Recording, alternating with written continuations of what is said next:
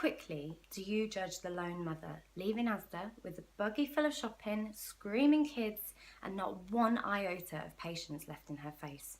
Do you label her and identify her as a member of a particularly fast-growing bracket of the population? Because this is an instantaneous judgment that our minds trigger when we see certain members of our public, our fellow citizens. We do this at such a quick fire rate because we've been conditioned to judge people who are just a bit different to us, be it their financial status, their race, sexuality, anything that can be highlighted to cause a divide. I want to focus on the single mother today. I want to give you an insight into her world, the benefit scrounger, the dole dosser, the chav, even a slag. Just a few labels associated with such a stereotype. But what you don't know about this mother who has a name is that every day of their lives, her two dependent children rely solely on her for their well-being, for every single thing that they need.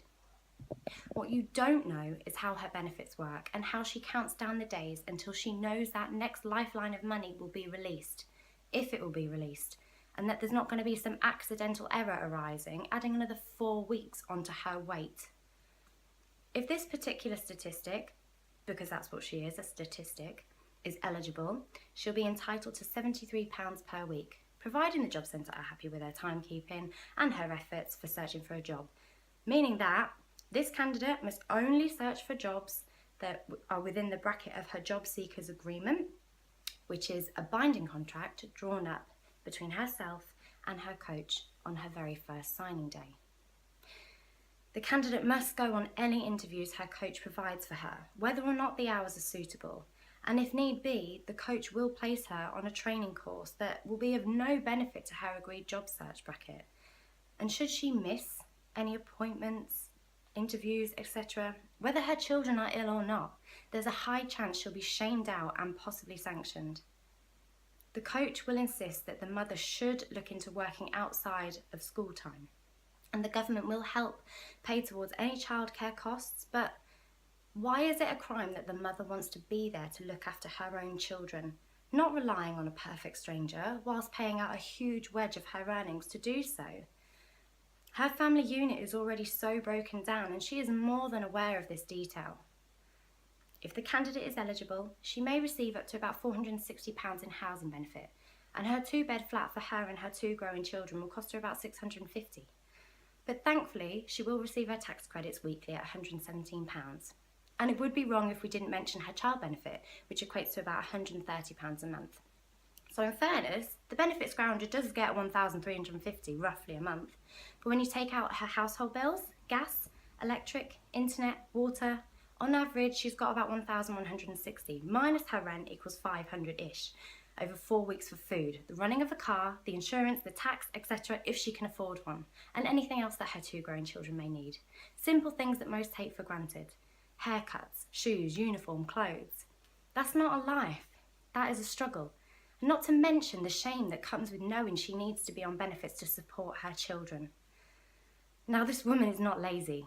You can't tar her with that brush. She's up at 6 and she does the work of 2 parents all day, every day, with no breaks, no help. Her worries aren't always just financial, but that does keep her exhausted body awake at night. But she worries about her babies. She's worrying about them missing out, not wearing the right trainers, not having the biggest birthday parties, and not having the biggest house for their friends to play in, having to say no to school trips. Basically, not conforming to the ways of a materialistic, technological society.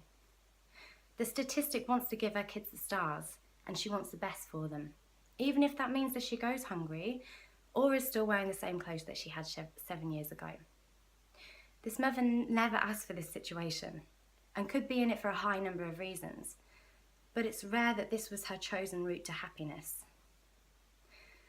These women are massively shamed out by society and all judged to be the same, but they all have names, they have dreams, and they have so much love in their hearts, and are all victims to the damage that austerity offers the most vulnerable. By now, most of us have seen the horror show that is I, Daniel Blake. But unless you've been in those rooms and you've filled out the laborious forms, provided mountains of proof, waited in queues, be it on the phone when you can't even afford the call, or in the centres where your dignity is on the floor. To you, it's just a story, but to some, it's a documentary of events known oh too well.